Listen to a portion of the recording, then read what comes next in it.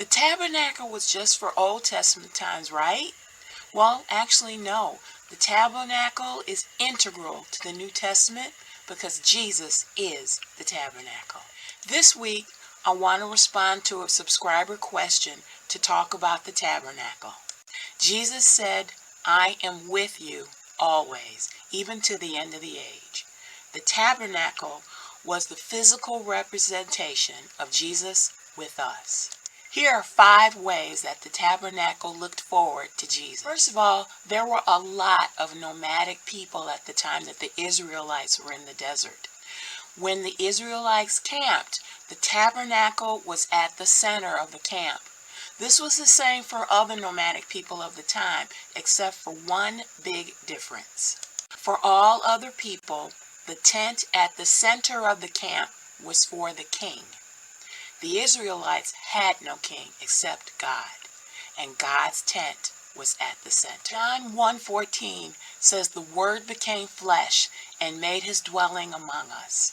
Revelation 21:3 says God's dwelling place is now among the people, and he will dwell with them. Well, the Greek word to dwell, sekon, doesn't just mean to live. It means to pitch a tent. Jesus pitched his tent among us. The Word became flesh and pitched his tent among us.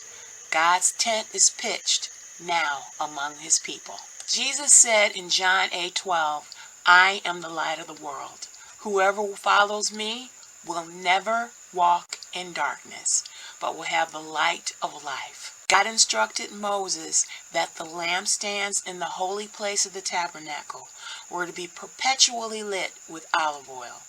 Those who served the Lord there would never walk in darkness. Jesus said, "I am the bread of life." And again, God instructed Moses to take the finest flour and bake 12 loaves of bread on behalf of the Israelites as a lasting covenant. A lasting covenant with the bread of life, Jesus. In Exodus 30, God says Aaron must burn fragrant incense on the altar every morning when he tends the lamp. He must burn incense again when he lights the lamp at twilight, so that incense will burn regularly before the Lord for generations to come. Revelation 8:4 tells us that the smoke of the incense, together with the prayers of God's people, went up before God from the angel's hand.